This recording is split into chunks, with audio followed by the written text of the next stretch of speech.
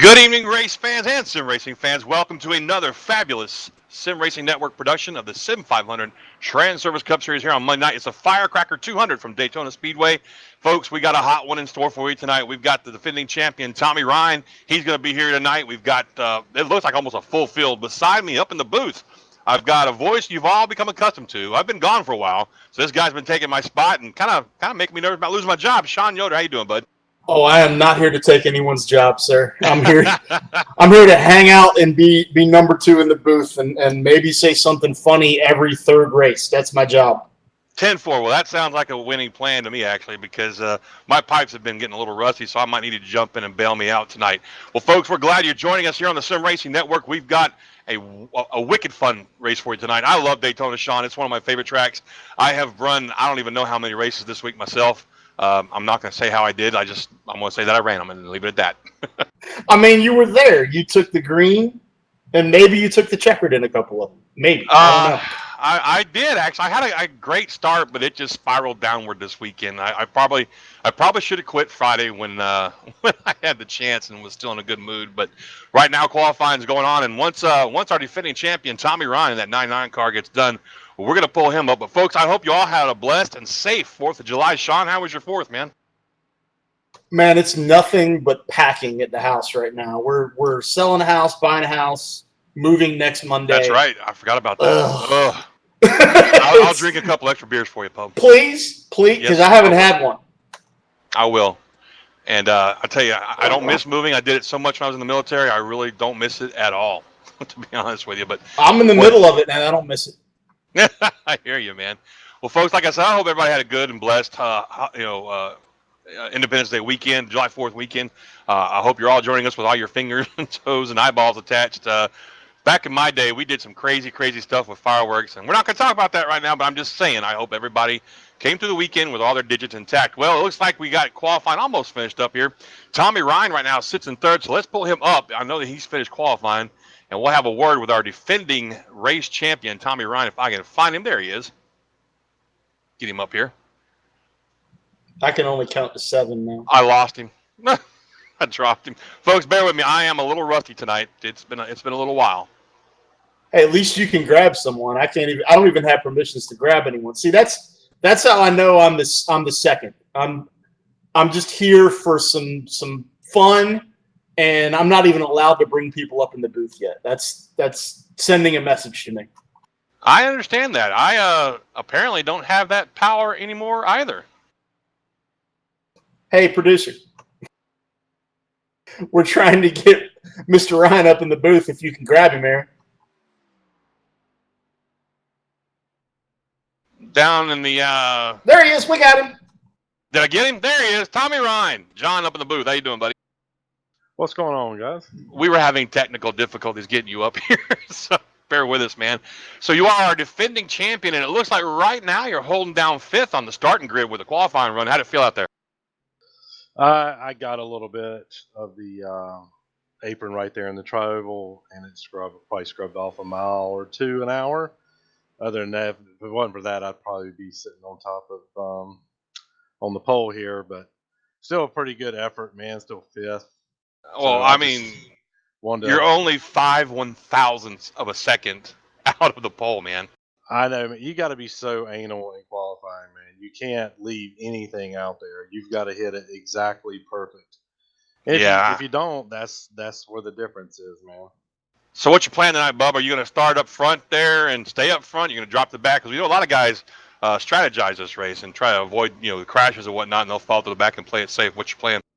I'm going to try to stay up front, man, because it's a whole lot easier missing 4 cars than it is 43 cars. So that's my strategy. Amen, brother. I hear you on that one. But hopefully we put on a good show that it's not we don't tear up a bunch of race cars in the first 10 or 12 laps. Hopefully we can get some strategies going, maybe some fuel mileage stuff, and hopefully, man, we put on a good show. Just thanking my sponsor, Northern Tool and Equipment, Safety Coastal Auditors, DJ Beverly, for doing what he does for me. So good. I'm gonna give him hell.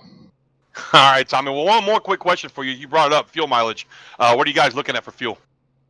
Honestly, if it goes green, I'm gonna run it dry on the first one, and then figure out how good gas mileage I'm getting at that point, and probably split something up. But I don't have enough teammates out here to, just for us pitting. You're gonna have to pit with the crowd and get some friends. So, All right, brother, you guys are about to go green. I'll let you get down there and get buckled in. Good luck. all right, 10-4, thank you. And that was last winner, Tommy Ryan, starting fifth. It looks like tonight, green to fifth on the grid there. And speaking of the grid, we'll go ahead and run it down for you real quick. Anthony DeBarro brings home the pole with a 48.754 to his outside, 1/1000th of a second behind him is Chad Coleman in that 20 car. And Sean, I'm looking at the top five. Like I said a minute ago, 5/1000th of a second spread between the top five. Yeah, it's ridiculously tight at the top of the grid. Well, it's ridiculously tight all the way back to 43rd. the end of the people who actually qualified. Yeah, it's. Yes. I mean, like 48.754 put DeBarro on the pole, and 48.795 back in 23rd place is the last car in the 48.7s. That's insane. Yes, sir. Well, go ahead and let's finish this grid up real quick. All right, man. Josh Parker put it in third place, and Adam Gilliland is rolling off fourth tonight. Tommy Ryan, like we said, fifth place right there. To his outside, Nick Thames in the 17 car. Mike Kelly in the 2, rolling off in 7th, and Doy Woods rolling off in the 8th spot tonight. And inside fifth row, Nelson Rivera in the 22 car. To his outside, Timothy Johnson in the 28 car. Now, Timothy was on a spree when I left you guys last time, and I looked to see what he's got for these guys here at Daytona this week. But I tell you what, Sean, here we go. Lights are off on the pace car. These guys are stacked up 2 by 2. We're coming through turns 3 and 4 now. What do you think we're going to see as far as aggressive driving goes at the start of this race? If last night was any indication, I'm hoping we're going to see more of what we saw last night. I mean, obviously, it got a little nasty there towards the end, but there was a lot of green flag running last night, and these guys are more than capable of doing that, so let's hope we get a clean one tonight. I tell you what, I hope to see that myself because I'm kind of tired. I want to go to bed, but here we go. The pace car is going to duck off on the pit road here momentarily. The green flag is out, and we've got to start to this race, and I don't know what happened to DeBarro there, if he fell asleep or what, but that outside line kind of got a little jump on him there. The 20 car of Chad Cole is kind of got a nose and a half, almost completely out there with the 81 helping him from behind. Yeah, that's not supposed to happen. Chad Coleman Chad Coleman had a little bit of a jump, and now all of a sudden that bottom line just comes in, and Anthony DeBarro says, nope, not yet. It's not time for the top line to be working just yet. Yeah, it took a little while. I raced a lot of A-Open races. Now, I'm not real sure how the fix that was going to work for these guys tonight, but I raced a lot of A-Open races, and it took about maybe 2 to 3 laps for that top line to come in, but the key point of the top line was organization. You can't have 1 or 2 guys and then 5 car lengths back, a couple more guys. They got to be nose to tail and committed to that top side to make it work. Yeah, I mean, last night we almost saw a third line come into play a little bit, and I wasn't in the booth last night, but I did watch the race for obvious reasons for those who know me. The car that ended up winning that one made me pretty happy last night. But yeah, we could see 2 grooves working really well here tonight. I know these cars are a little different than what we saw last night, but this everything's got a new package on it basically, and it's all up for grabs. DeBarro running really well down low right now, and it looks like everybody just kind of took off, settled in, and we've got one car that's sort of he's falling back there. Don't know if that was on purpose or whether that was a little bit of a bobble that caused that. It was a 17 car, and I think that was his plan. That's Nick Thames. I think he wanted to drop back and just take it easy for the night. I heard them talking about that in practice. But I tell you, I'm one of those guys. That's what I do. I drop to the outside or the inside, and I go all the way to the back, and I just chill out for the first 2/3 of the race. And it played well for me most of the week, not so much other times of the week. And then I made a really bad bonehead move in one race, and I've got about 30 guys pissed off at me right now, but they'll get over it. But anyway, yeah, that outside line, man. We didn't have any 3-wide though. I didn't see any 3-wide when I was racing. Yeah, last night they were trying. They were really trying. I just made a little bit of walk back through the field just to check some stuff out, and it really is. It's 2 lines, nose to tail, basically right now. There's not a whole heck of a lot going on. Well, little bit of jumping around, but they're just out there circulating, getting some laps in, and we've got 70 laps tonight, so it's going to be a little while. Indeed. Now, in celebration of July 4th, even though this is not the July 4th right now, I get that, But turn it up coming at you right now on lap 4 here at Daytona. We're going to do some turn it up for a little while, let you guys enjoy this view. It's one of my favorite shots on this whole track.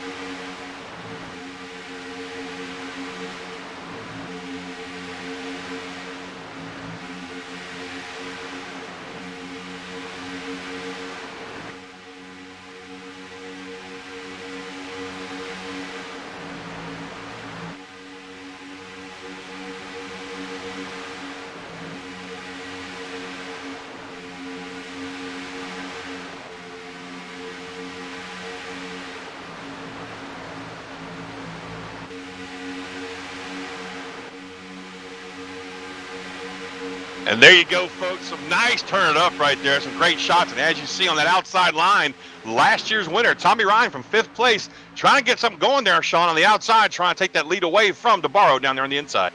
He rolled up there for a few minutes, had the lead for I don't know, for a moment or half a moment. And then basically Josh Parker said, nope, not going to happen. I'm going to go low. And now we see, as soon as I say something, DeBarro goes up high, hooks up with Ryan, and they go by. DeBarro's back out front on the high line now. And DeBarro immediately ducks down and leaves Tommy Ryan sitting like a duck. Gets back down that low line to maintain that lead. And we're going to see a lot of that tonight. I would not be surprised if we saw any less than maybe 30 lead changes, because as you know, iRacing has a lot of loops around the track, and they count every time there's somebody else leading as a leader, a lead change, even though it didn't show on the scoreboard. I think at Kansas we had 70-something lead changes. It was crazy. All I know is that looked like a slingshot engage moment. Yes, sir. And we'll probably see some more of those, because that's what's so great about this package, man. You can suck right up to somebody, and if you time it just right, it's the good old slingshot maneuver from what we remember of good old days of NASCAR, you know? I think you also have to shake it before you bake it. I believe that's how that works. Man, I am too sober for this tonight. We're going to have some fun. I'm on call, man. I can't have too much fun. But only until Friday. After Friday, I'm not on call anymore. But I'll tell you what, Transervice, those guys have really stepped up for the Sim500 group. Folks, if you get a chance, head on over to their website and give them a thumbs up or a like or whatever you can do to show your support for Transervice. Maybe you can, be a customer of theirs. Let them know that you heard about it over here at the Sim500 group. They've done a really great job of sponsoring these guys. They've got up a prize package. For the 2019 purse, the winner gets $350 cold cash. Second place gets $200. Third place gets $100. Fourth place, $100. Fifth place, $65. Sixth place gets $50. Seventh gets $45. And eighth gets $40. And all of that is provided by Transervice. So please, if you can, stop by their website, check them out, and give them a thumbs up. Let them know you appreciate their support in the Sim500 Monday Night Racing Series. Thank you very much for that. And back to racing. Sean, what do you think, man? It's a little tame right now. Well, as soon as you started going into that, and by all means, we need to thank Transervice for what they do for the series. But as soon as you started, the top line seemed to come in, and we had Tommy Ryan go by on the top side. I see that. Pull it right back down to the bottom. And then all of a sudden, Chad Coleman goes by Ryan and pulls it right back down on the bottom and chops Ryan's nose off. So now we have the number 20 Transervice car leading the race. Well, look at that. And that's a gorgeous car. I don't know who did that paint job, but they did an outstanding job on that car. That looks really good. That'd be J.D. Laird. I'll tell you what, I've sent many a customer over to J.D., or tried to anyway, because when I started my new job, I just can't paint anymore. And I had a lot of people, begging me for paints, and I sent them to him. And I hope he hooked them up like that, because, damn, that is a fine paint job, man. It really is. It's a good-looking car. It's the right colors for this weekend, too. I mean, it really is. Yeah. It is a Monday, but it's not over, man. I mean, we're still racing at Daytona. It's not over. Man, we can celebrate our independence 365. You know what I'm saying? That didn't come out too well, did it? You know what I'm saying, though. Crickets. Sean? Did we lose Sean? I hit the wrong button as I was taking a sip of water. Yeah, you caught me taking a sip of water. You My caught me bad. being completely and totally unprofessional. But Oh, yeah, no. absolutely. Look at We're Ryan allowed on the we're outside. allowed to celebrate this anytime we want to.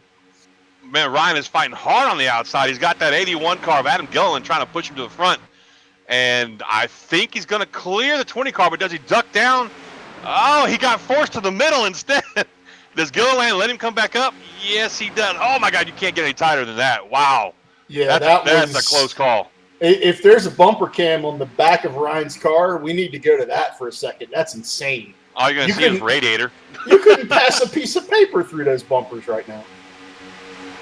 What a fight we've got up front, though. I mean, the 20 car, he's down that inside line, but I mean, he's not getting hardly any help from DeBarro in that 27. DeBarro really hadn't got up to his bumper, and as I say that right there, he's going to make me lie. But look, it's almost like DeBarro is checking up, trying not to bump draft him.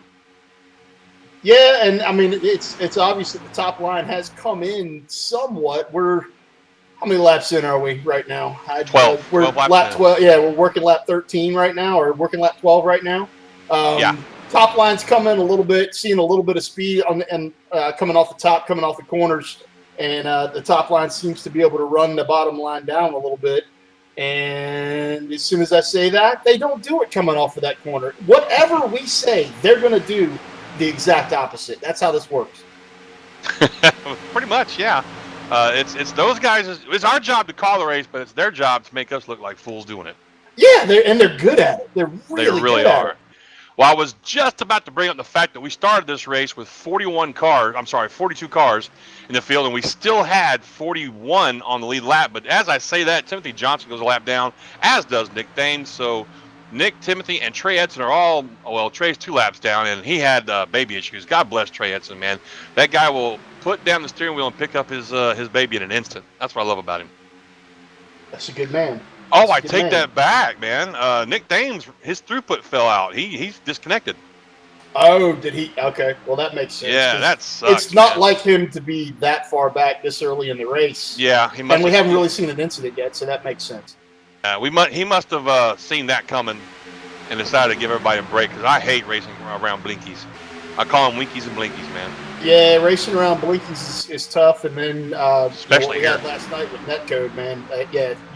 You get a little netcode issue here with the pack the way it is right now. And these guys, we are now working lap 14, and it's just nose to tail, and it hasn't stopped since the green flag fell. There is no room for cars working that outside line right now, or trying to anyway. Yeah, this is where they were talking about last night, a third line possibly coming in. I mean, we're seeing cars go all the way out to the wall, trying to form up out there, and is that advisable? I don't think that's advisable. Look, man, whatever gets you up to the front, right? You got Falkingham back there, who's got several wins so far. You've got, between him and O'Rourke, you've got, who is that? I can't tell now. I lost him. Oh, it's Comstock. Comstock's up there. So you got Comstock, you got O'Rourke, you got Falkingham back there. You got a fourth car up there with them.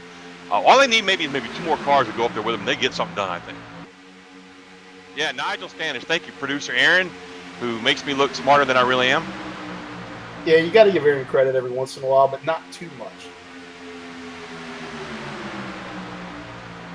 Yeah, we've been having thunderstorms all along the south right now, and it's just going to get worse from what I'm being told. We have an actual possibility of a tropical storm forming up sometime midweek. So, if you guys can spare a prayer or two for us down here in South Louisiana, I'd appreciate it. In the meantime, back up front, though, what's going on with the 20 car? He's losing ground in a hurry there. 20 cars losing ground. The 81 car of Adam Gilliland is now solid. Well, he was solidly running second. Now he's falling back a little bit.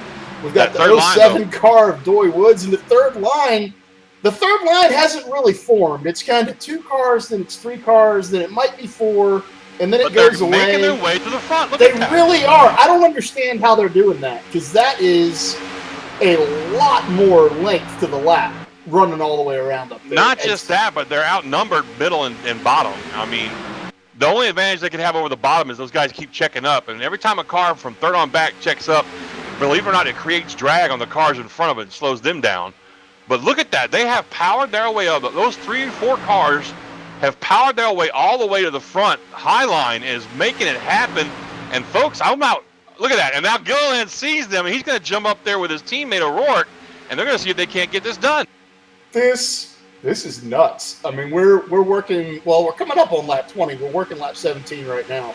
The middle line is getting left in a straight line. The middle line just can't deal with the bottom and the top. And Tommy Ryan leading that middle line right now can't be liking what he's seeing. He is a Northern Tool and Equipment meet in a Coors Light, and I can't tell the sponsor. he's beating a sandwich and a Gary Mercer and a Coors Light red sandwich. Look at this. Wow. And Gilliland ditches his teammate. That's horrible, man. How could you do that? Wow. He leaves O'Rourke up there in the top line after taking the lead, jumps down in front of Tommy Ryan to block his momentum. And, I mean, that's brave move right there. Blocking anybody at this track in iRacing is just, I would not advise it. It backfired on me a couple of times this week. Look at that. That high line is not giving up, though, Sean. O'Rourke up there in the 41, Comstock in the 42 behind him, Standish in the 09, and Falkingham back there. They're all just right up there. I can't believe they're just keeping pace with the bottom and the middle. I can almost guarantee you that whoever is leading that high line is going to come down in front of Gilliland here and be leading the race. The high line looks like seems Tommy to be Ryan working. right now. Oh, yeah, Tommy Ryan saw that going, and he jumped up there getting some of that. And he's right now inching his way. Look at him. He's already got well, he had a nose on the middle line right there. I just can't believe how strong 4 cars up there against the entire field everywhere else. Yeah, I mean, they must be carrying a ton of momentum up high. They have to be. Let me look at the mile-an-hour difference. You go ahead and do what you do, John, and I'm going to look at mile-an-hour difference here. I keep forgetting I'm supposed to bounce this race because I'm so astounded at how awesome these guys are racing right now. I just can't get over that. That third line is really making some ground up there. They fall back just to look at that, and then Gilliland's going to jump up there and get a little block on the 9-9 again. I don't know how many times Tommy's going to let him get away with that, but you know Tommy's a smart driver and doesn't want to wreck the entire field. But you can only get blocked so many times. It is kind of early in the race though. But here we are, lap 20 now. I don't know. Maybe producer Aaron can help me out here, but I know with 100% fuel, we got 30 to 32 laps on a tank of fuel. Aaron, are they running 100% tonight? All right, so I wouldn't look for these guys to start pitting until about anywhere from lap 25 to lap 33. Just depending on where you are in the pack. Of course, further up front, you run higher RPMs and you'll be using a lot more gas. And back in the pack, you can just really quarter throttle it all the way around the damn track and drug around through the draft. But like I said, we should start seeing some pit stops. And I don't know about these guys, but we didn't do a whole lot of tire changing on the first green flag pit stops in the official races. Most of us went no tires. Some guys went 2 tires, just depending on how you felt your car was doing. In fixed setup racing, everybody's got the same setup, so you'll probably see a lot of the exact same, whether they take 2 or 4 or none at all. But in the meantime, I tell you, man, that outside line is starting to lose its momentum. It looks like, Sean, they've lost a couple of cars. A couple of cars kind of ducked down in the middle and passed up a couple of cars, and it just kind of all scattered about there. Yeah, I mean, the high line, people just stopped going out there to the wall, and I don't know why they did it. While you were talking there, I was looking at mile-an-hour differences between the bottom, the middle, and the top. The bottom has a distinct speed disadvantage. I'm seeing those cars going through the corner around 194, 195. The middle lane is going through the corners around 197-ish, and the top line was running 199. Yeah, that fits what I saw this week, yeah. That fits what I was seeing this week, too. I mean, you don't have to check up when you're up there up top at all. I mean, and you want to know as well as I do. I guess you do. I don't know, dude. Have you raced the A-car here much? I haven't raced the A-car here all that much. But I don't know what it is, but it's a phenomenon that I only see here at Daytona and sometimes Talladega. That inside line, if you're the 4th or 5th car back, you're always lifting, always getting off the gas for some reason because the car in front of you does the same thing. And I don't know why that is, but, oh, look at that. Gilliland scrapes the wall, comes to the trial on that high side out there, but I don't think he lifted at all. Yeah, we had all kinds of a shake-up there for just a second, and it looks like is Falkingham leading now? I think the 39 first rate Chevrolet is out front. He snuck his way up through there. He was one of the first to, what's going on with DeBarro? I think DeBarro's just had enough. I think he's like, I need to drop back and refresh myself a little bit. Well, it can be exhausting running up there. Well, yeah, that's true too. Let's see, we're doing 80 laps tonight. which is the same exact length as the NIS races, and some of those guys were short pitting as well. I mean, if you're getting a good 30 laps per tank, you can pit anywhere between now, well, pretty much now and here on out, still make it on 2 more stops. Yeah, I mean they're definitely within that window. So let's hope we see green 1 more flag stop. stops, Yeah. and they're definitely within the pit window though. So it's about time to start seeing them come down, or at least a couple of them pull off and come down. And green flag stops are always fun with this group, man. They shuffle around. It's fun, but as a commentator, it's like where's everybody at? Things go crazy for about 10 laps until it sorts itself. Yeah, and it really spreads the field out too. And I mean, when the field is really spread out, you really have to be on your game getting the pits and out of the pits, because any hiccup at all, any delay, and you're going to lose so much track position on track, wind up losing the draft even. And when that happens, you're done. Your night's over. Without the help of a caution, you're just not going to have much of a night. Yeah, that's when we see guys try to push it getting into the pits. You know, we see those pit lane penalties. Yep. Mile an hour over here, 2 mile an hour over there, sliding sideways down onto the apron, trying to get it woed down, people sliding through their pit stalls. I mean, there's all kinds of things that can go wrong, especially with this whole group is still nose to tail, and it's anyone's race, and we're working lap 27 right now. I want to focus on a couple of these paint schemes we're seeing tonight, because a lot of these cars are new to me as far as our paints go. Aaron, if you can keep up with me, the first one I want to focus on, let's find a good patriotic paint scheme here. Let's go with the 92 car. Mike Gandy, look at this bad boy. He's back there. Yeah, he's back there in 31st. You know, talked about it earlier. He's usually got a different color on there. He's running the red, white, and blue. Let's see, who else can we look at here? Cohan. Oh man, Cohan's car. That CJ AutoPA.com car. Can you see that one? That one looks beautiful. I mean, look at that. That's just gorgeous paint scheme right there. I know I sound silly, folks, but I'm a painter. It's what I do for fun, and I love seeing these paint schemes. Speaking of paint, let's go back to 35th. No, where is he? Let's see if we can find him here. Joey Jatina, there he is, 29th spot. Now look at that car. It's filthy. It needs a bath, but when you're in the back of the pack, Sean, that's your car that winds up looking like, huh? Every car out here is going to be dirty by the time this one's over. And absolutely. If I can go ahead and throw it out there, if you're looking for red, white, and blue, you might want to look at the number 51 car. Well, before we go there, I want to say that 14 looks amazing. Oh wait, I painted that one. Of course it looks amazing. Where is the 51? Let's find him. He is way back there right now in 34th. There he is. We got him. He's just now coming off pit road. So here's our green flag pit stops we were talking about. A lot of guys are ducking down.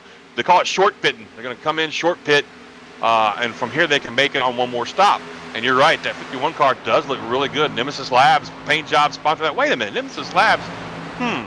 That sounds vaguely familiar. Who owns that company? I wonder. I heard it was some crackpot named Yoder. Yeah, he's a bad guy. Definitely a bad guy. Well, don't look now, but Fuller's coming off pit road. Behind him, he's got Nick Thames, who had some connection issues, so he's back in here a little bit on the downside. But just behind them is the lead pack with Falkingham, Tommy Ryan. Standish is up there on the outside line. I mean, we got a bunch of snarling cars coming after these guys. So this could get a little hairy watching these faster guys get around these lap cars here. Yeah, I mean, we're looking at the difference between old tires and new tires for a lot of them, and I'm kind of wondering how many cars are there in that line that Fuller's in right now. I'm going to try to figure out how many cars are in that line, and then see whether they're actually pulling a gap on that lead pack or whether that lead pack is running them down. It's 4 cars. You've got the 81 of Gilliland. You got the 24 car there. You've got Comstock and Fuller. And I'm guessing Stenzel and all those guys pitted as well. You got they're coming up to O'Rourke now on the 41, and he's behind the 28 car. The 28 car of Timothy Johnston, who had a connection issue as well, so he's a couple laps down. They're passing up Jatina and the 16 car down there on the inside. So we got a lot of green flag stops going on right now. I don't think our leaders have actually pitted yet, though. So they may be in that group that's going to go ahead and milk this gas tank as long as they can, and then pit when they absolutely have to. Because we're at lap 30 right now, and that's the window. I mean, we're talking maybe 1 or 2 more laps, just depending on how much they saved in the draft earlier during the race. But I wouldn't. Here we go. Here comes the 07. Here comes Tony Ryan down here on pit road. Yeah, it was going to happen. They were going to have to pull off. I mean, we are in the window without a doubt. Working lap 31. The 20 spins? Hold on a second. Let me check that out. Oh, he did. He spun coming on pit road. Can we get a replay there, Aaron?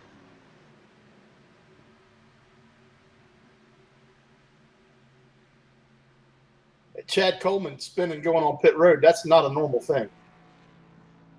Oh, wow. He really looped it. He hit the wall pretty hard, too. So he's got some damage to get fixed as well. That's probably going to kill his night.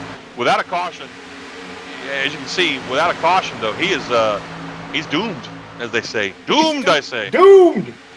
He's doomed as doom can be. He came in there really, really hot and just locked him up right there.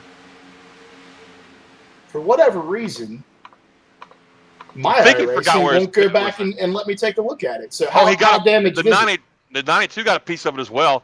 And he's not too badly damaged, but his spoilers got up off the ground a little bit there on the left side, a little bit of left front damage. It's going to affect him aerodynamically, but as long as he can get behind somebody, that's something else I found out. Damage model for some reason now is jacked up because I saw cars with no freaking front end keeping pace as long as they had a fast car in front of them. I'm talking 201 miles an hour with no front end of their car.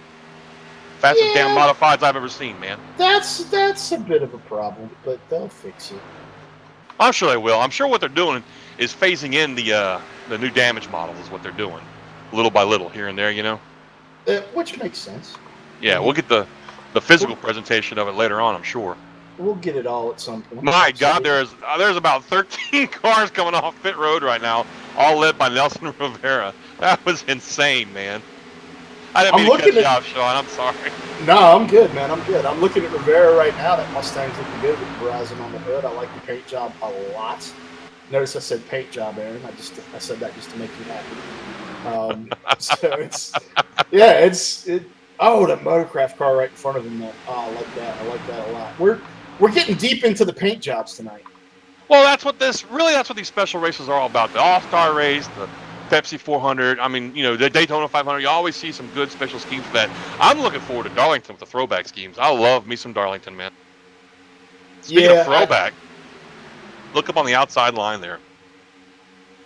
Is that Bobby? That's Wortman. That's Wortman Brian Wortman in a 35 car. He's a few laps down. He had some connection issues also, but he's got a great looking, and I mean beautiful looking Interstate Batteries camera throwback to the good old days of Joe Gibbs Racing with Bobby Labonte in there. Man, and look up on the top line there. As we speak, we got, oh, wow, Wortman got really loose, really squirrely right there coming through the tri-oval. Managed to keep it under him, though, but he's got that 52 pushing him right there behind him.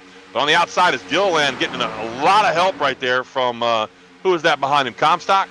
Yeah. Yep, Comstock in the 42.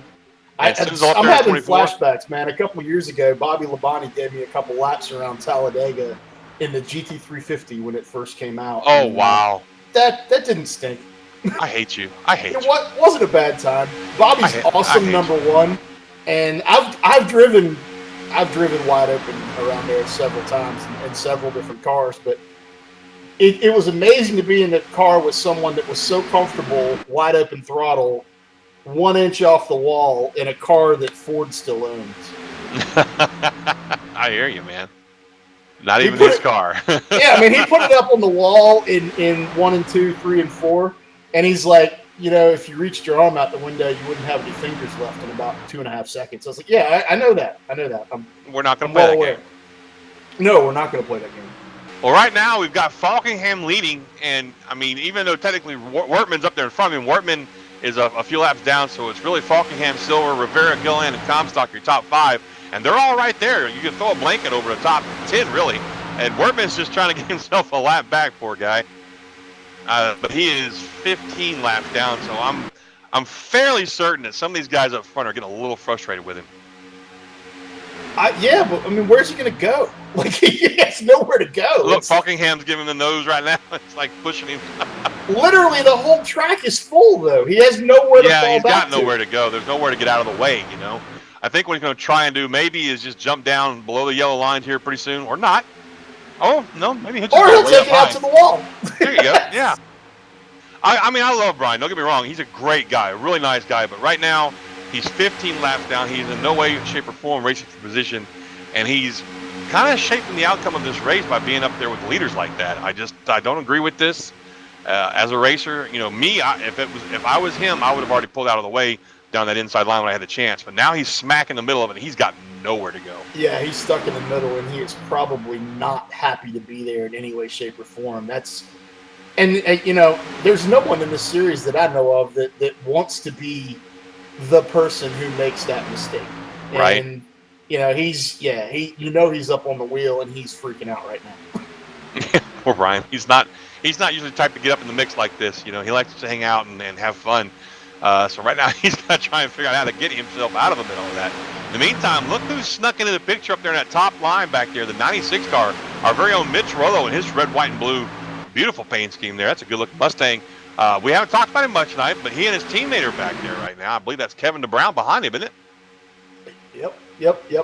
And we've got Adam Gilliland back up out front, Scott Stencil.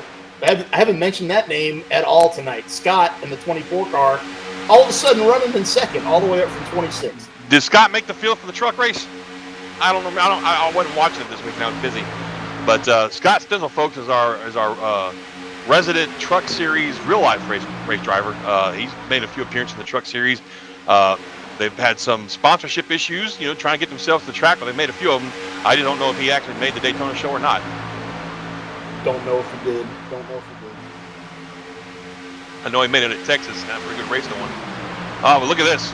Gilliland is playing the Dale Jr. card there, skipping from one line to another, but kind of backfired on it there. Comstock used that to get underneath him now, and he's got some help from Falkingham down there inside. But look, on the outside, last year's winner, Tommy Ryan, that 99 car, he had a good push going, had some momentum going, but then all of a sudden the 23 car backed off, kind of backed up to the 27 car, it looked like, and kind of left him hanging. In the meantime, Wortman, the guy we were talking about earlier, he's finally got himself out of the middle of all that, and he's going to let everybody go by him. He's going to make his way back to the back of the pack where he likes to hang out. Brian's a classy guy like that, man. He knows that he doesn't really want to get up there and mix it up with these guys, and he doesn't want to, influence the outcome of the race. So he tries his best to stay out of the way, and he's really good at it usually. This time he had nowhere to go. We had, all three lanes were backed up, and he was just got himself stuck there. But there he goes. He's probably about the happiest guy you'll ever find in a race car that's falling back right now. Yeah, and you know what's so great is he gets to travel with the NASCAR teams in real life too, and he gets to hang out in the garage and stuff like that and live the dream that many of us would probably give parts of our anatomy for. And I, for one, know that I would if I had that opportunity. Oh, you want my left what again? No problem here. It's not a bad way to make a living for a little while, but man, I tell you what, these guys that do this week in, week out, they are never at home. I mean, they are never at home. If you're single, heck of a life. If you like your spouse, it's tough.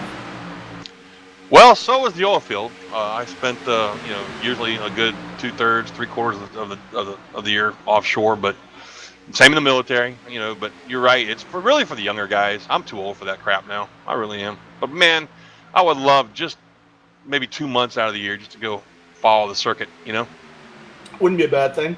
Wouldn't be a bad thing at all. Oh, wow. Did you see that move that Comstock just pulled?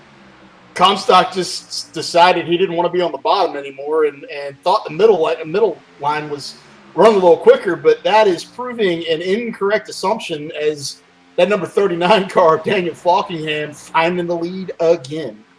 Falkingham looks really strong out front right now, and I'm really impressed with how well he's working that bottom line. Meantime, on the outside line, oh, wow. Comstock got a nudge from Gilliland right there coming off the turn, and he got just a little bit loose. In the meantime, right up in front of them, we've got 3 cars that are a couple of laps down, it looks like. They're about to come up on, so we're going to have to try and make some room for these guys. Looks like the 57, the 10 of Dan Air, and I can't see who that third car is. It's a tied ride. The number 26 car. So, is that Jose, Mr. Air Whisperer? Well, he's not whispering too good to that air right now, is he?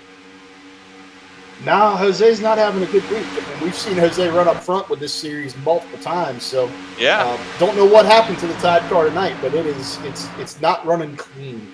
Well, he, Denaire, and Sharp are now officially 1 lap down, and it looks like it's going to be Jose is going to be the first car a lap down. Should we get a caution, he will qualify for the lucky dog as long as he's not part of the caution. That's something people need to keep in mind in iRacing, as in real life. If they are part of the caution, or they cause a caution, they don't get that lucky dog. They just get to be a lap down. Don't say or the more. C word. Do not mention the C word. Don't What, talk carrot? about yellow anything.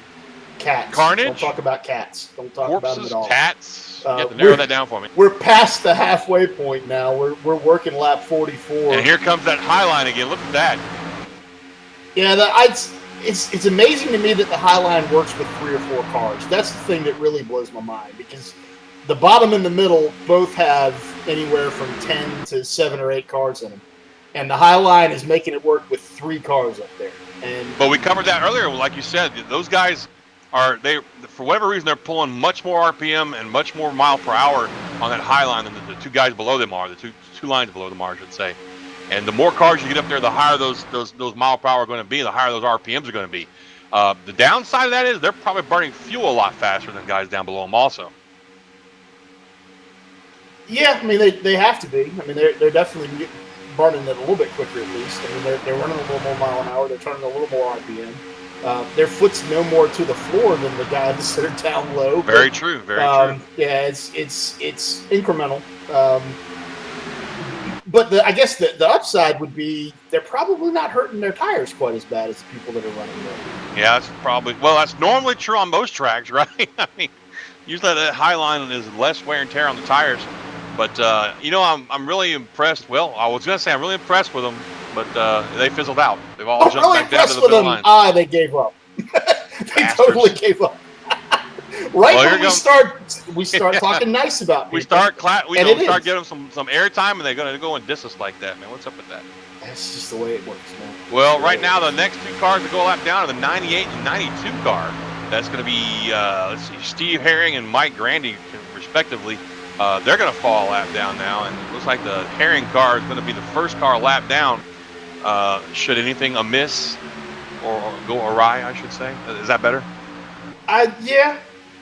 Yeah, I think we're safer there. Yeah, no, we're safer with those words than we are with the word that shall not be named. Well, in the meantime, back up front, still Comstock, just a little bit of an edge over Gilliland on that high line. And this is kind of what we expect to see at plate track racing. Now, you really can't get away from each other. I don't care if it's open setup or fixed setup. It's just so hard to separate yourselves in the plate races, and I forgot what I was going to say because producer Aaron said something in my ear. So, folks, don't forget, we have the triple threat of broadcasting. You can find us on Facebook, Twitch, and YouTube. Search the Sim Racing Network. Give us a like and a follow, thumbs up, whatever you want to call it. Set your notifications up. You'll get notified anytime we go live, which I believe right now, if I'm not mistaken, is Sunday, Monday, and Wednesdays. We do the Sunday Night Xfinity Series, Monday Night Cup Series, and the Wednesday Night Truck Series. I'm a driver in the Truck Series, so you can tune in and watch me flip my truck, spin it out, run into the pit wall. What else have I done? Oh, and take out the leader. So feel free to tune in and check that out and comment on it if you want to. In the meantime, Sean, look out. We've got the high line making another run, this time 3 cars, led by that 15 car, the 23 car, and the 41 of O'Rourke back there as well. Yeah, the high line, they're going to keep giving it a try until they make it work, I think. And I'd like to go back to something that you just said and just basically call for a renaming to the Sim Racing Network. I like it. You know what? Just shh. Let's not. Just because you're tired doesn't mean we're not tired too. The network. That's almost as good as, I don't know if you've seen it yet, but which one was it? I think it was Age of Ultron. No, Civil War maybe. Anyway, where Stan Lee, he makes his cameo as a FedEx driver to deliver a package to Tony Stank. Tony Stank. That's perfect. That was so great. That was like one of my favorite ones in the whole series. I miss old Stan Lee. Tony, and he's also a member of the Sim Racing Network. The network, that's right. Well, there goes our top side line again. They're really going to need more than 2 cars, I think, Sean. I just don't think 2 cars, even though they're fast cars, aren't going to cut it up there on that 3rd line. No, it's not working like it was earlier in the race, and that could also be a track temp thing. I mean, the track temp is, I believe, it should be coming down. I mean, the sun's It's gone, 79 sun's degrees right down, now. and Yeah. so you might see that the middle line is capable of carrying the same amount of speed as that third line was earlier, and it just doesn't make sense to go up there anymore. It could be. It's a theory. I'm floating a theory. Is it like That's that all I'm doing. vortex theory too?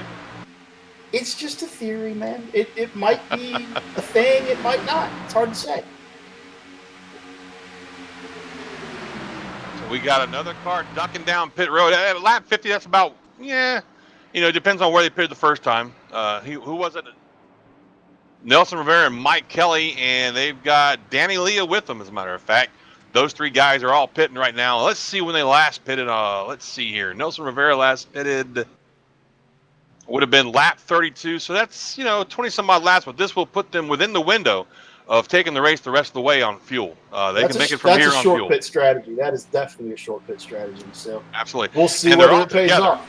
Now, the problem is it looks like Rivera missed his box because he's still on pit road, and his two companions have already left him behind. Well, that's the price you pay, man. That's the price you pay. You try. The 20, is the 20 going a lap down? The 20 and the 8 going a lap down right now? Well, That's don't right. forget. The 20 does have damage. Thank you, Aaron. Appreciate that. Producer's on the ball. Yeah, he had issues getting into his pit box the first time around. Spun himself out, got collected by the 92 and the pit wall. So he lost a lot of time through that. But here we are, 3 wide again. And once again, it's 4. Well, it was 5 cars up top, but the 09 of Standish ducked down in that middle line. And that's what I was talking about earlier, Sean. You've got to be committed to that top line to make this continually work. They're working right now, but if they lose 2 more cars, they're going to fizzle out like they did last time. Right now, Adam Gilliland and Tommy Ryan, EJ Rourke, and Dave Comstock are the cars up there on that high side, and they're making it work pretty good. Meantime, down low, the 07 car just jacked up that inside line.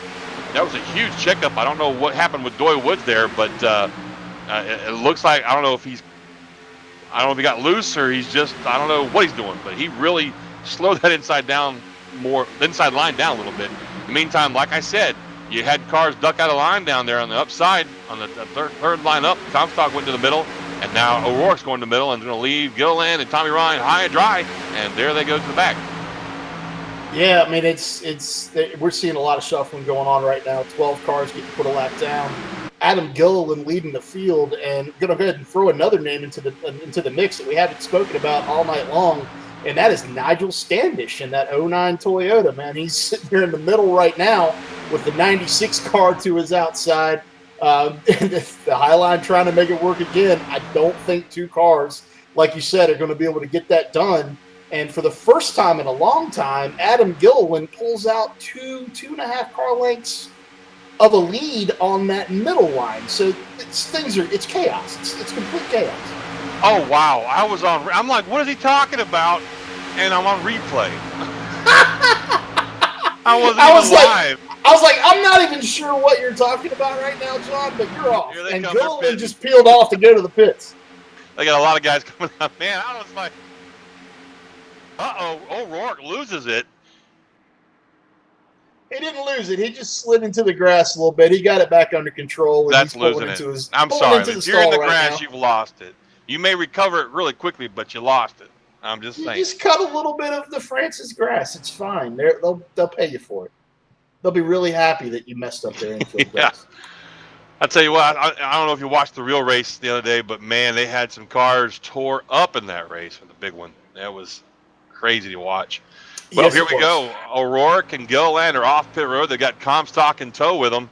Gilliland's a little slow coming up to speed there, it looks like.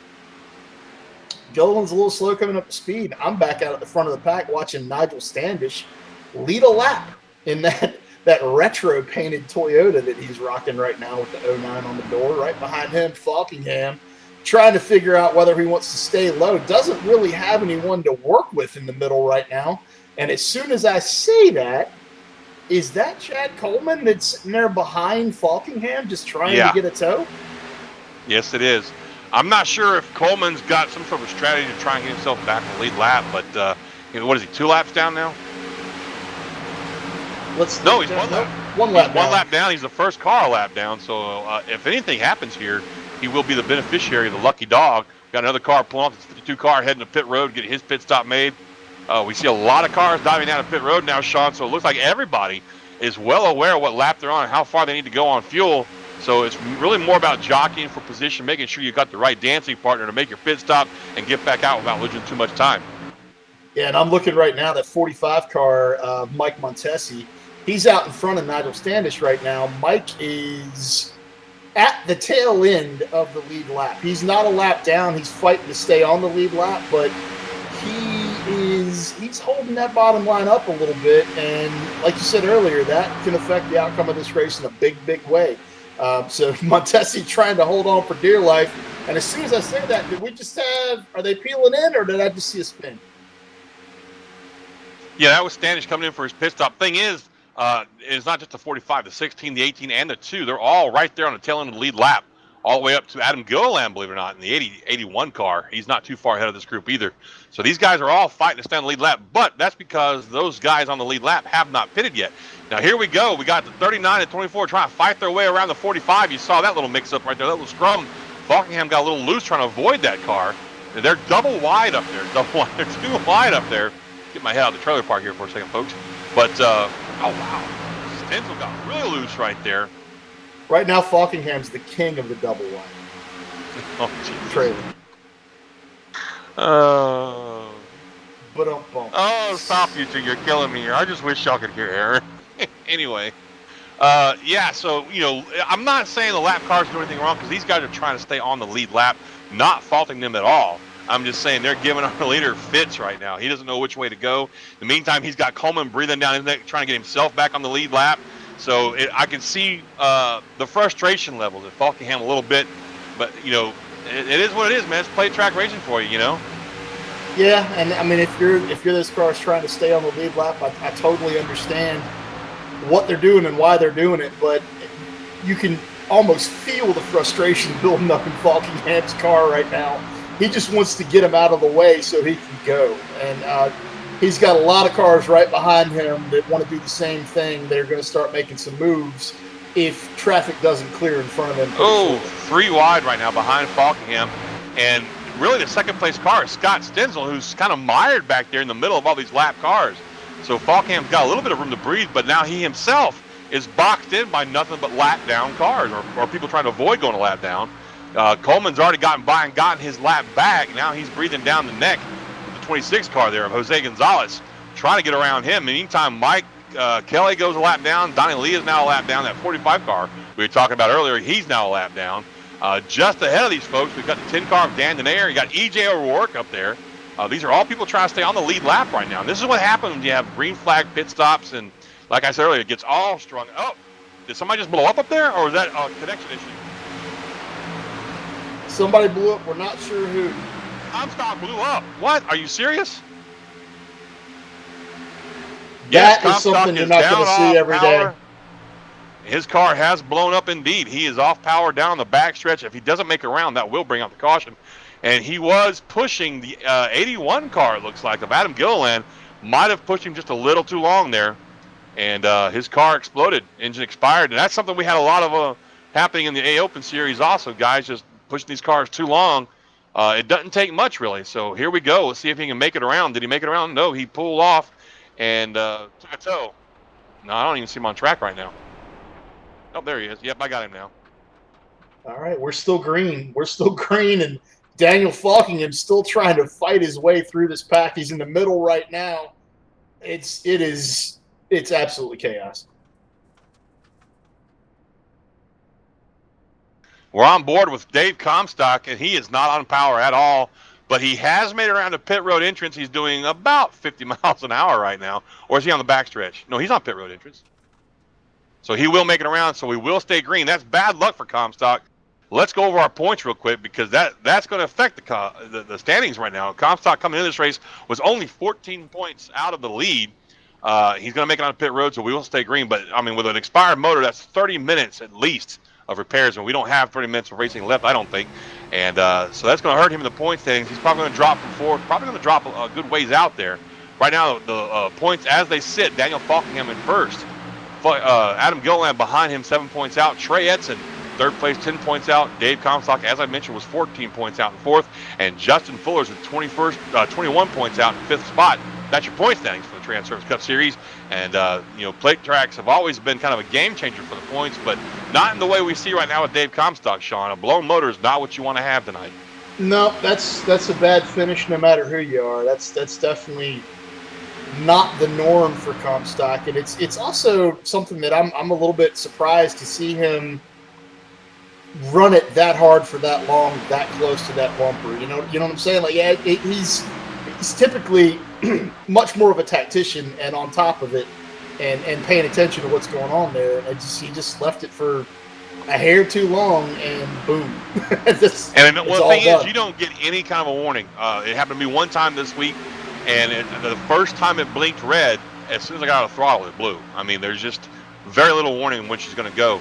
Now, up front, we've still got Falkingham and Stenzel fighting for the lead. Stenzel has made his way around Falkingham. Falkingham ducked into the pits. Now, I'm wondering, though, how many more of these guys have to pit? I don't think that I take that back. Stenzel's not on the lead lap. Stenzel was also trying to get a lap back. Okay, I stand corrected. Most of those cars up there were trying to get a lap back, and I think Falkingham he's on the right pit strategy. When he comes back out, he'll be with that lead back. Well, I don't know. I was going to say, I don't know how to tell you this, but DeBrown and Rollo are going to be the leaders, and they have come out of the pits already. Oh, wow. Crossover Motorsports to the lead now. They've got some company on that outside line. I don't know if these guys... We'll have to let the scoring settle down a little bit here, folks, and we'll give you a recap of who is where, but it looks like after these pit stops that I'm still waiting for him to cycle back around.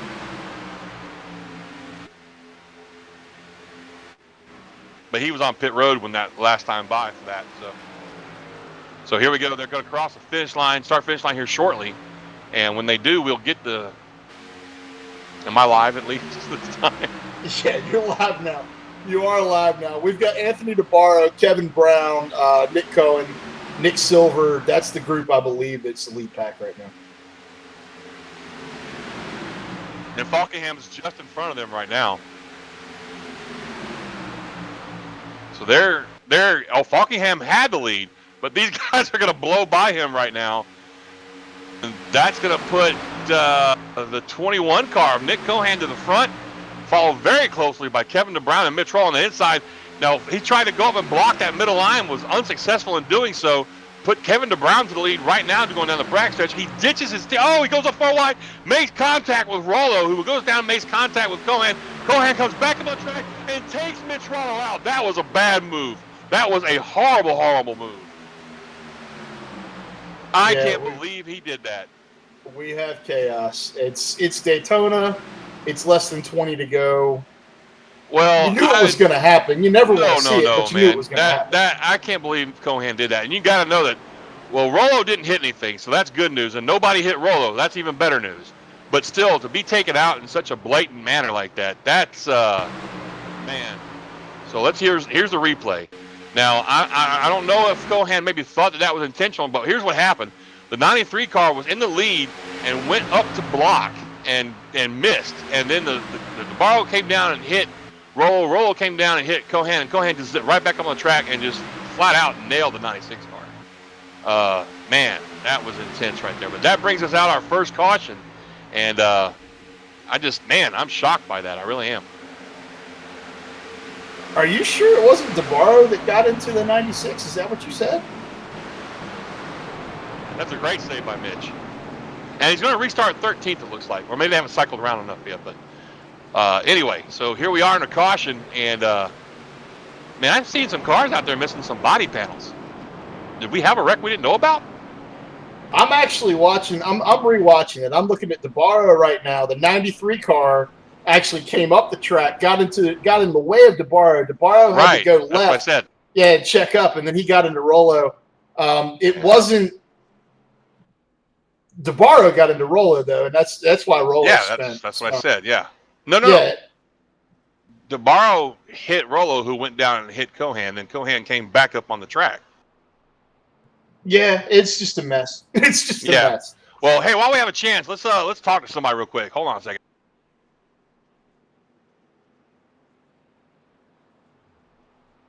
Who we getting? Who you grabbing? I'm grabbing Dan Denayer. Sorry, Dan. How you doing? This job in the booth, bud? Pretty good. I'd be a lot happier if I didn't blow through my pit stall. Oh, not you too. Yeah, I missed my pit stall there. It kind of killed me, but I'm having fun still. Well, I'm about to say at least you're still in it, man. It's been a great race so far for us up in the booth. How about you down there? Yeah, I've had a pretty good view of all the three wide, and one time I was getting lapped there. I was up top. That was kind of a handful, but I'm just having fun. I don't care where I finish. It's a good time right now. Do you have damage, or am I just seeing a graphics glitch? I shouldn't have any damage. Okay, because on my screen, dude, you don't even have a front end right now.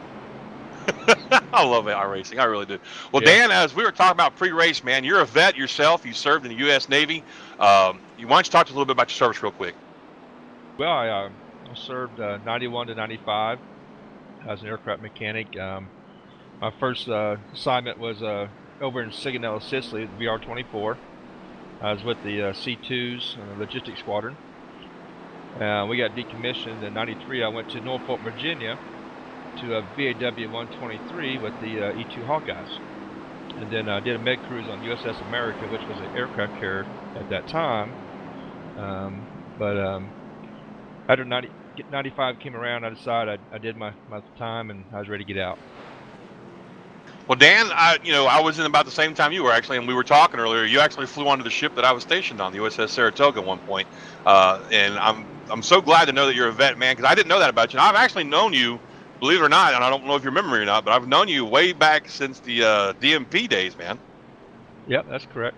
I was a member, not a member of that group, but I raced with you guys on your truck nights there for a while. And Jason Jacoby was talking to me about coming and joining that group, but I didn't think I was good enough at the time, and was working too much and was never home. But I raced quite a few races with you guys. And folks, for those of you that don't know, Dan Denayer was one of the original founding members of the Dirty Mo Posse with Dale Jr. and other real life race car drivers. Kevin King was another member of that group. He's a great painter.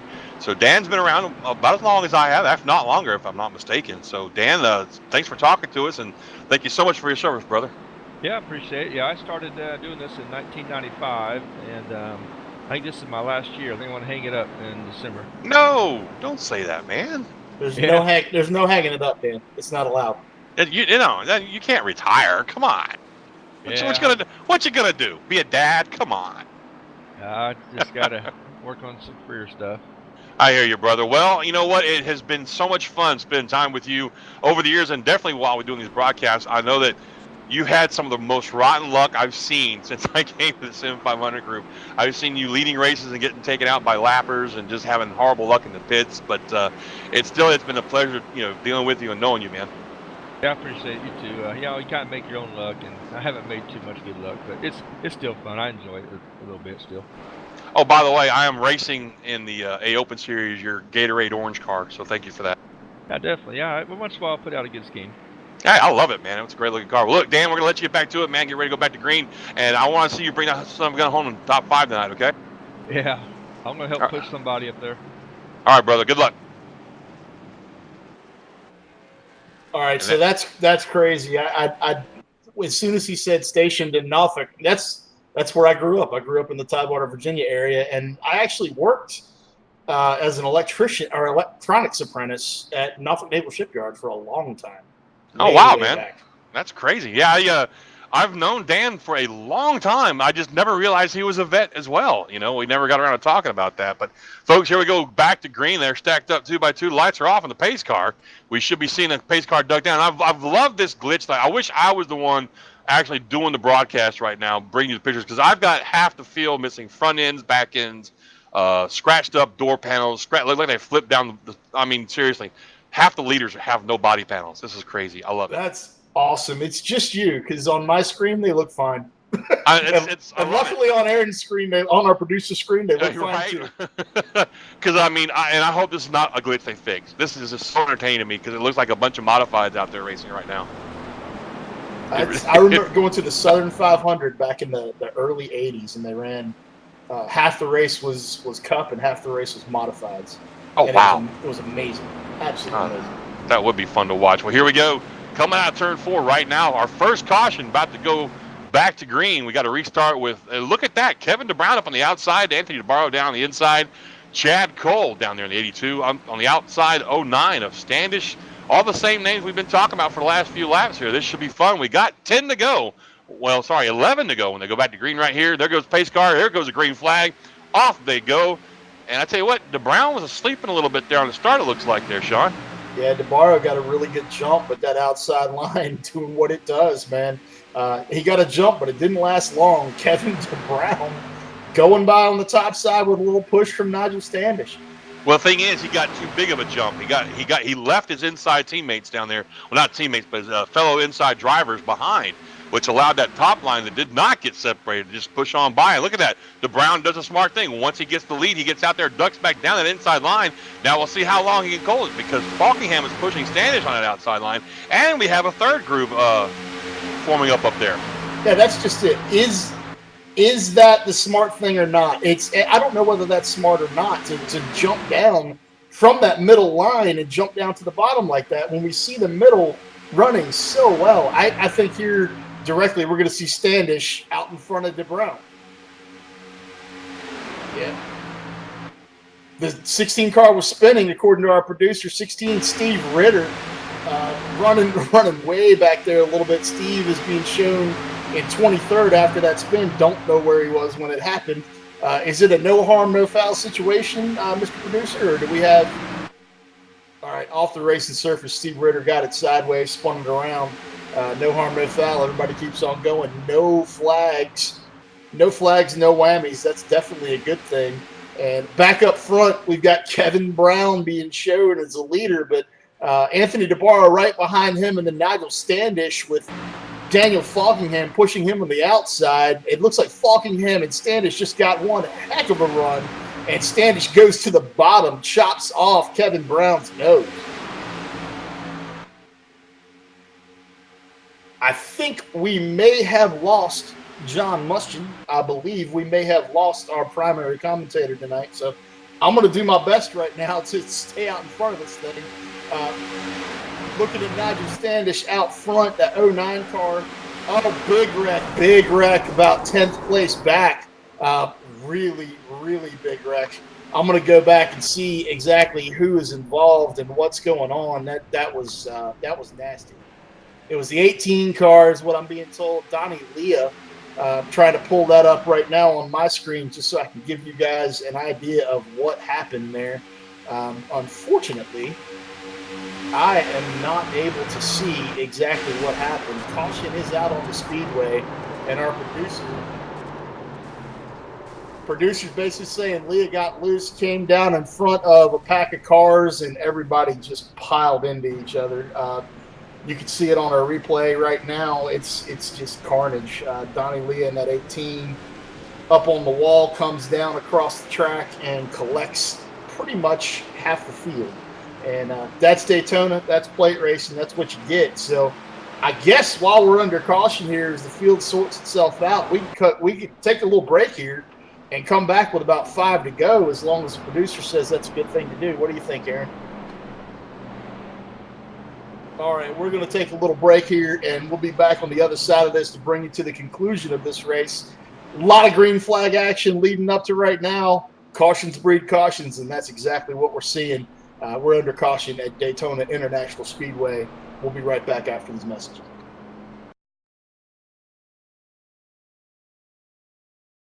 All right, Watson, let's analyze the chemicals in this cigarette smoke.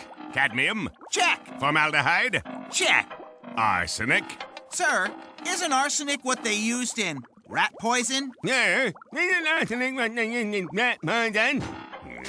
Oh, what was I thinking, sir? It's not like we're gonna smoke them. Neither will the rats. Tobacco is no joke. Cigarette smoke has over 7,000 chemicals. Learn more at thefactsnow.com.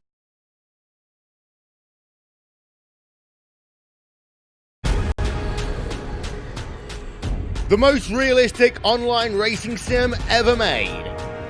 This is iRacing. detailed laser scan tracks, fully dynamic real-world cars, and over 50 series to choose from. 6 online world championships offering over $100,000 in annual prizes. This is the original esport racing game. This is iRacing.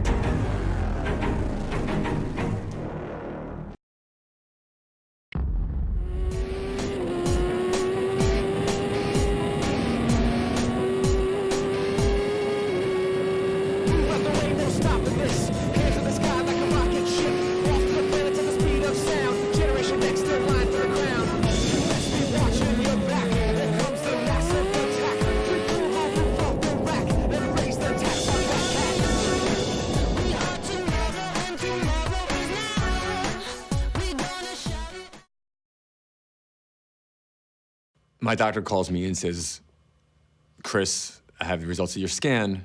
This is saying you have lung cancer. And that was probably the single most shocking thing anyone's ever told me in my life. How can I have lung cancer? I'm 39. How can I have lung cancer? I do kick myself almost daily for ever starting smoking. I really do. Quit your way. Visit tobaccofreeflorida.com.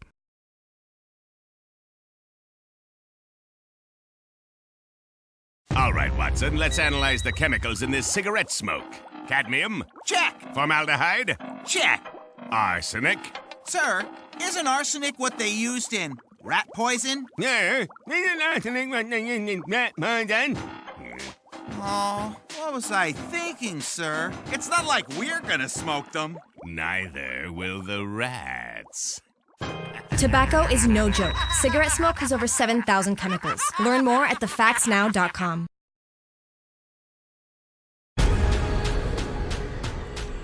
The most realistic online racing sim ever made. This is iRacing. Detailed laser scan tracks, fully dynamic real-world cars, and over 50 series to choose from. 6 online world championships offering over $100,000 in annual prizes. This is the original esport racing game. This is iRacing.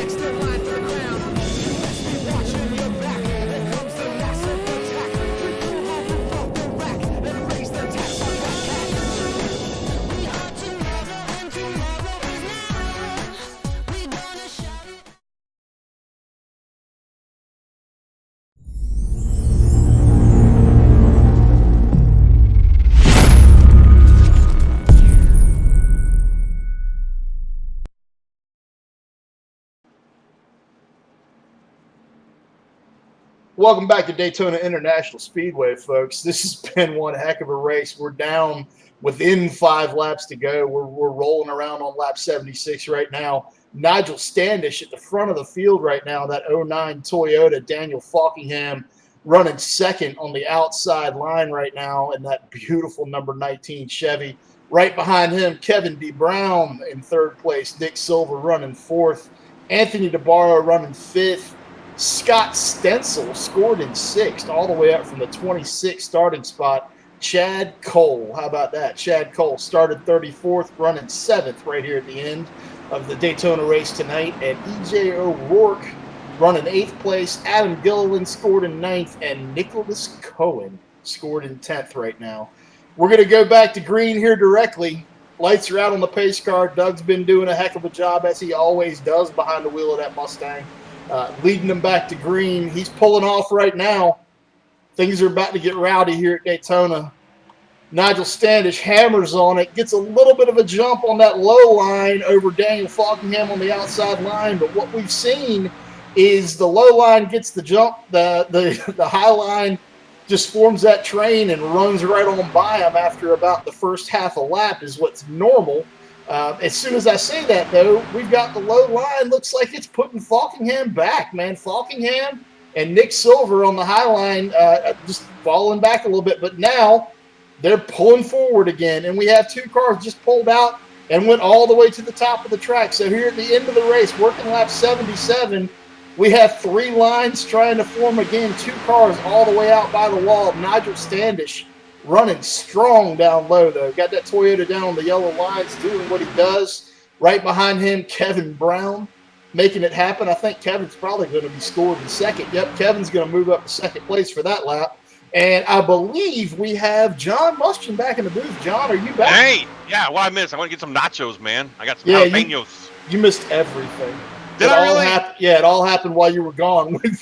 We're about 2 laps to go, man. Things are getting crazy. Well, I'm glad I'm back. Sorry I lost you, folks. I had some technical difficulties I had to deal with. But tell you what a hell of a race up front here, Sean. And look at Kevin DeBrown up there giving him hell on that outside line. He's got Falkingham, a damn good pusher. We know that for a fact. Got DeBarro down. Oh, we got one out of shape. They're wrecking Scott Stitzel behind him. Big one. And, folks, that's going to give us a green-white checker. But let's see who else got wiped out in that wreck. That was huge. That was huge, and that was a lot of really fast race cars that we just saw get taken out there. So hey, you got a text I'm message. backing it up, too.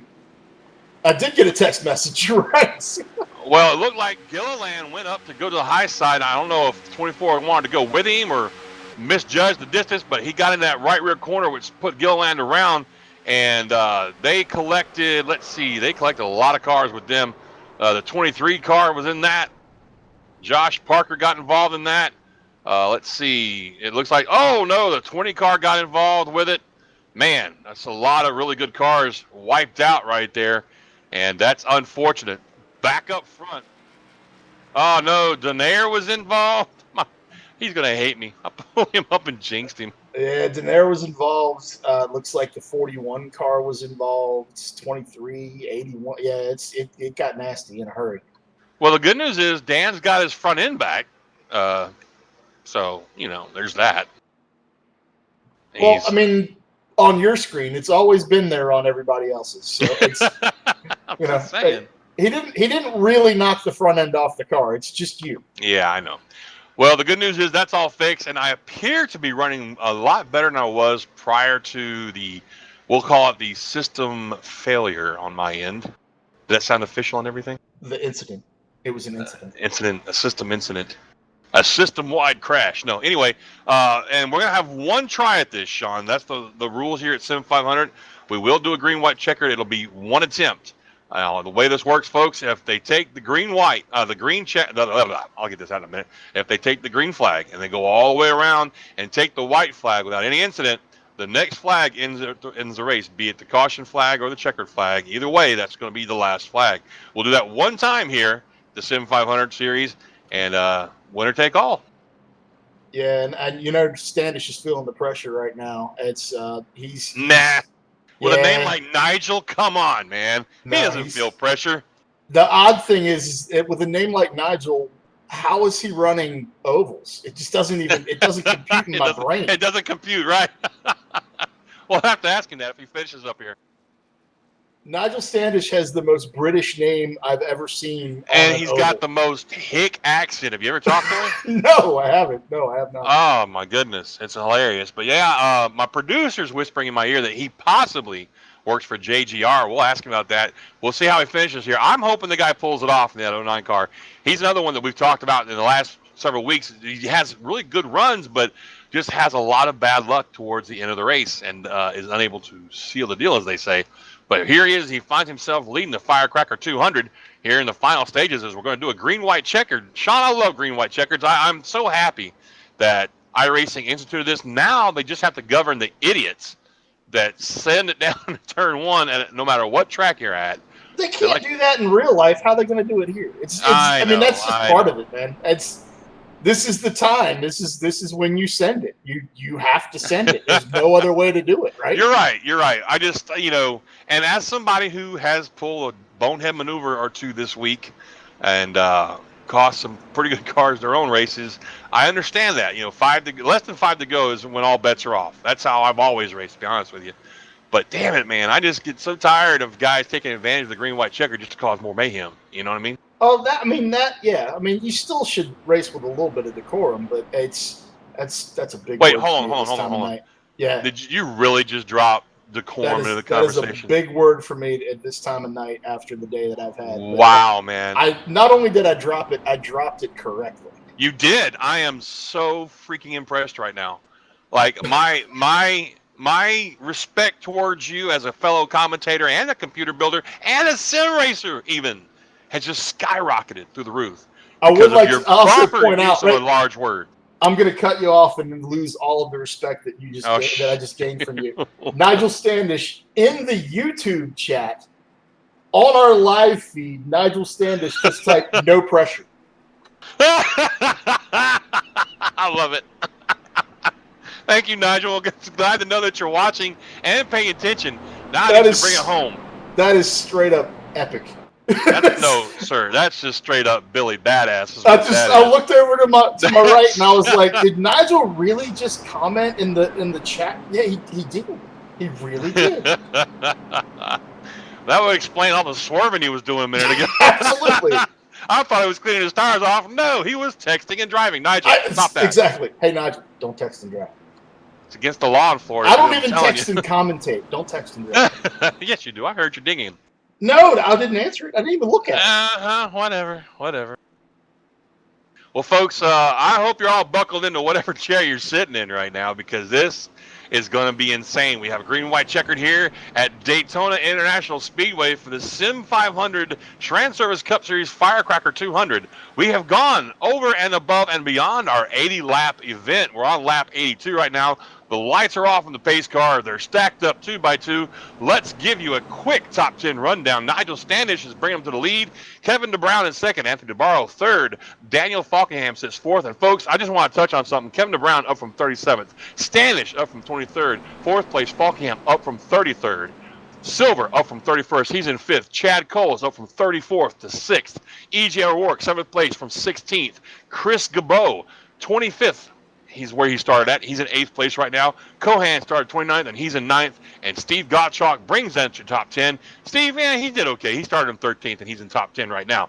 Good for Steve, though. He's had a rough couple of weeks himself. But, folks, that should tell you something about Daytona. You just, you can't blink or you're going to miss something. You can't count somebody out just because they started dead last. Steve Herring, he's in 16th place. He started 40th. Yeah, a lot of folks start dead last here on purpose. Exactly. Exactly. It's not because they had to, it's because they wanted to. Exactly. If I can't start on the inside, grid on the inside, I usually start from the pits for these big plate races and bring it in that way. Well, here we go, folks. They're coming out of turn 4, and we got a slow car down low. I'm not sure who that was. Oh, that was my car. That was Justin Ford. Oh, that's not good to see. He got an EOL. He got an EOL. That's why. So here we come down off of 4. The pace car is going to duck down on the pit road here. There he goes. Here we go for our green-white checker start. The green is out. Standish gets a decent little jump down there on the inside over Kevin DeBrown on the outside. The difference is, though, he does not have any help. But look at that. He's going to kind of slide up there and block. And then Falkingham ditches DeBrown on the outside, so he's going to leave himself up there all by himself. Not himself, but he left that dude. If DeBrown gets no help, he's done. He's going back to 6. And I don't think he's going to get any help. He is done. So now we have Standish and DeBarro duking it out with right behind him Falkingham running third, who led a major but look at this. Race. Now Cole is helping the 93. Cole is his teammate. Falkingham jumps back up to the outside as well. So we got 3 cars on the middle to high line right there, trying to push themselves up past that 09. The 09's got to be watching his mirror right now. Coming through 3 and 4, he's going to stay down the inside. Doesn't put the block on like I thought he would. But he's got a push from DeBarro down there on the inside. It's going to be a nose. It's going to be a freaking photo finish, folks. Don't know who got it yet. Oh, my God. Nigel Standish by 4,000th of a second. Wait, is it over or are we early? Oh, no, we're early. Oh, my God. We're early. That was just the first lap. We're so used to an ending right there. Oh, my goodness. I'm so sorry. Yes, we're still racing, and it's still Standish on the inside, Falkingham on the outside, 3 by 3 right here. basically we had a 6-car pack racing for. Oh, and look at that! Buckingham gets loose. That's going to cause the high side a lot of momentum right there. He's going to drop back to 6. Oh, he gets and they wreck each other right there. That's not going to bring the caution out yet, though. Look at this 3-wide car fight for the. Oh my God! DeBrown up the middle. He takes the second place from DeBarro. What a finish! Oh my God! Huge wreck behind him. Okay, so I'm going to go ahead and say it now. Standish still won by 9 thousandths of a second. By 9 thousandths. So, oh I mean, my God. Compared to the lap previous, he won by an absolute mile. On the wreck, we're seeing the replay now. It just, I mean, I don't know what happened there. Falkingham got into the right rear corner of Chad Cole. They slid all the way down the front stretch with each other, and then several cars piled into the back of them. But, folks, let's not take away from that win by Nigel Standish. How fantastic is he feeling right now, you think?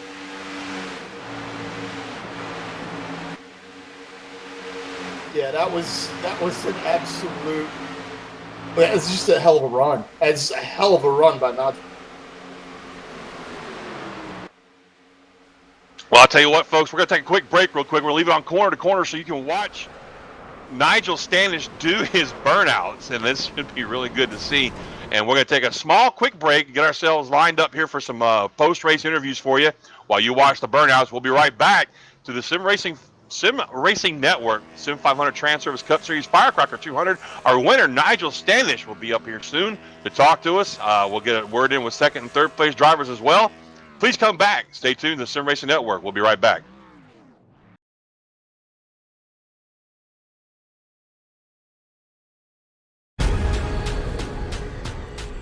The most realistic online racing sim ever made.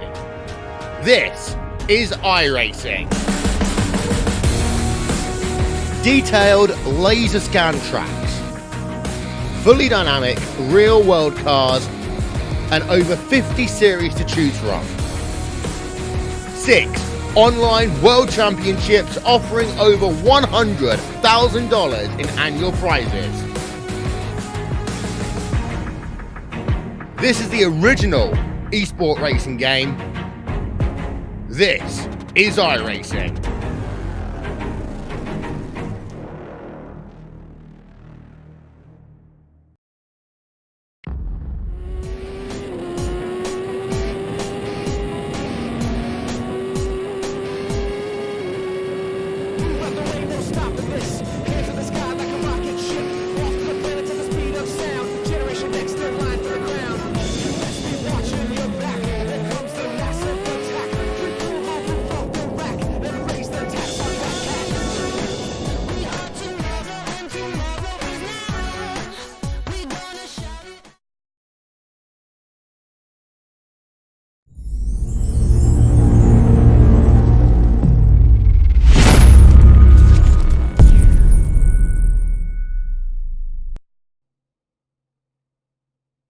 And welcome back to the Sim Racing Network's coverage of the Sim500 Transervice Cup Firecracker 200 here at Daytona Speedway.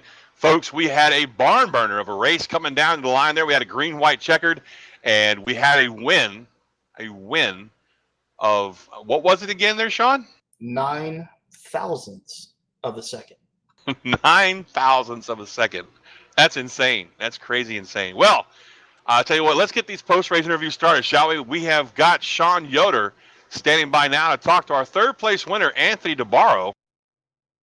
And take it away there, Sean.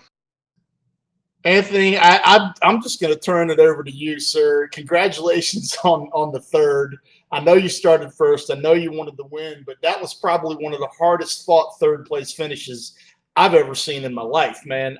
What was it like trying to run up front with 3 lines forming the way it was? And you got to talk us through a little bit of it. Give us a little insight into what it was like running up front for that whole race.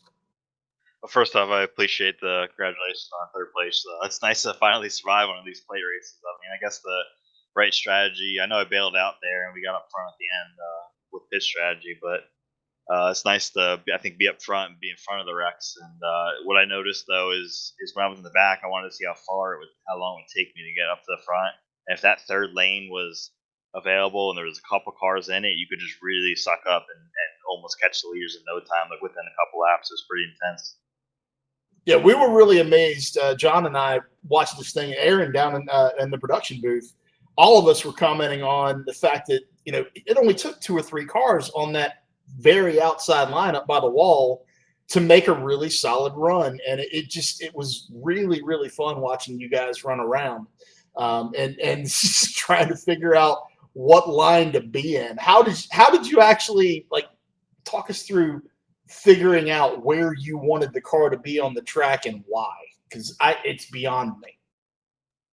It's hard to explain. You just kind of it's more of a chess match, like a fast speed chess match than the old package was, because it's just the runs are so intense. But at the same time, if the bottom lane lost momentum, it could easily gain the momentum back in no time with like a slip of a finger, and the bottom lane's going again. So it's kind of just luck, and survival. Survival, I think, has a lot to do with it. I think we had an awesome race up until that caution where we were 4 wide. I mean, it was a block that I didn't like, so I shoved my nose in there. There was a lane, so I think the guys a little on the bottom or a little lower, we would have made it through turn 3. But other than that, I mean, I don't know what happened after that. Just bunched up for the lead there, and everyone's gonna go for it, of course. So you knew we were gonna wreck, and 3 cautions for 12 laps, and at Daytona, I think anyone will take that anytime we go to a plate track. Yeah, absolutely. I mean, you guys, you ran 65 basically with no cautions. It all came at the end. It's kind of a replay of last night in that respect. I just want to say again, congratulations on bringing it home in third. Congratulations on bringing it home at all, basically. And if you have anyone you want to thank on that for that third place finish, now's the time. Yeah, absolutely. All the guys at Dizzy, Brendan Kohler's been helping us up crew chief for us. Been awesome with strategy. It's something less I have to think about now. I mean, there's a lot going on in the cockpit. And then Nick, Shane, Tim. I mean, we're here to have fun, and that's what we do. I mean, I know a lot of guys take this pretty seriously, but at the same time, I'm having fun first. So as long as I'm having fun, I'm gonna keep doing this for a while here. Good to hear. Good to hear. That's Anthony DeBarro driving that number 27 car, bringing it home third, starting on the pole, but still a solid finish considering the carnage that we saw out on track tonight.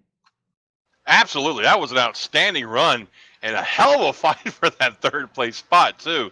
I mean, him and Kevin DeBrown were just really amazing. And speaking of Kevin DeBrown, I think you got him, don't you? Kevin, we got you up here. We got you on the mic now. Can you hear us? Yes, sir. I got you.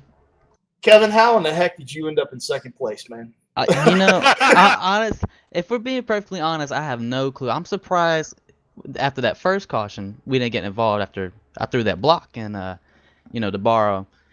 I guess he thought he could make it 4 wide without causing any problems. Well, obviously that didn't work out. So and then not only that, I'm looking at the replay here and coming to the line, he wants to door me, come to the checkered. So that's okay.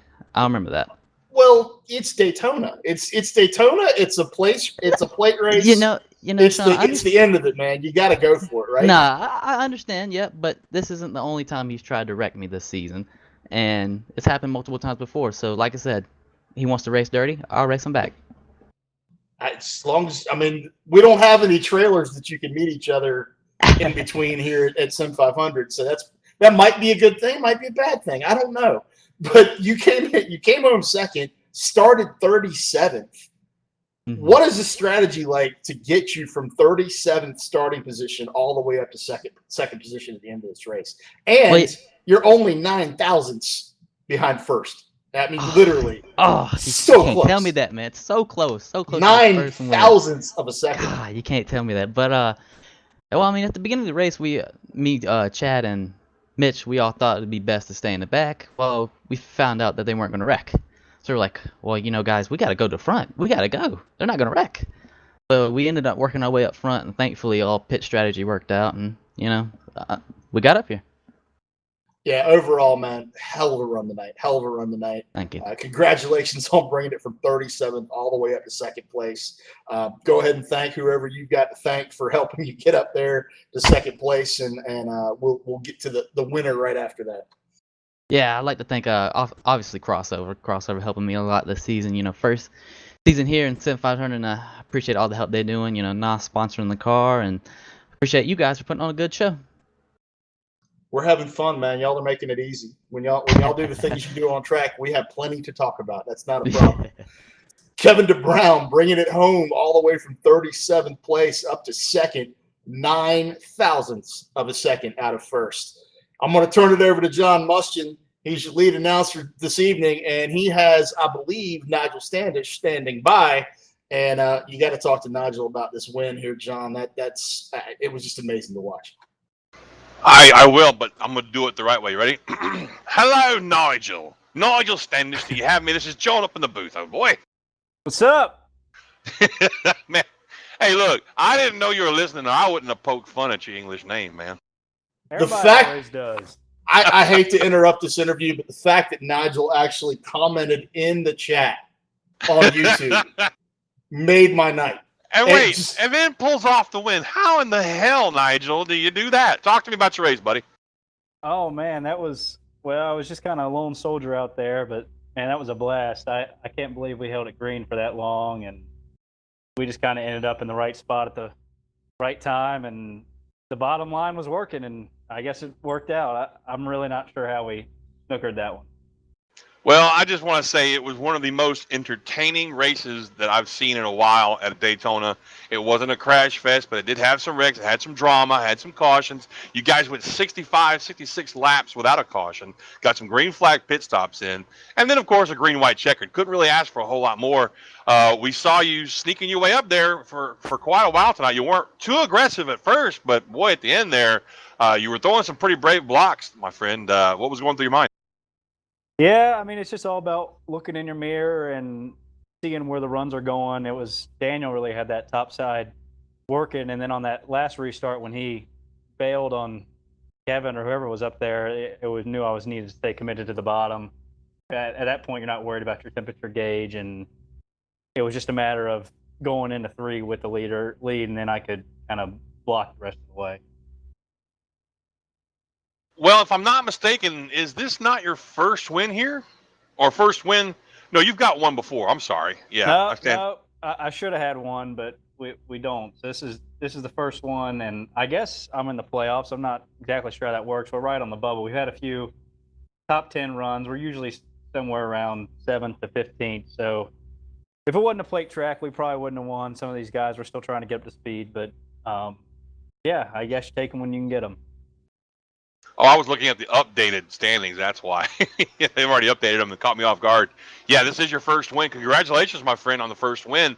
And I've got to ask now. I mean, your parents named you Nigel Standish. That sounds like some sort of historical hero person out of the Wild West stories, you know.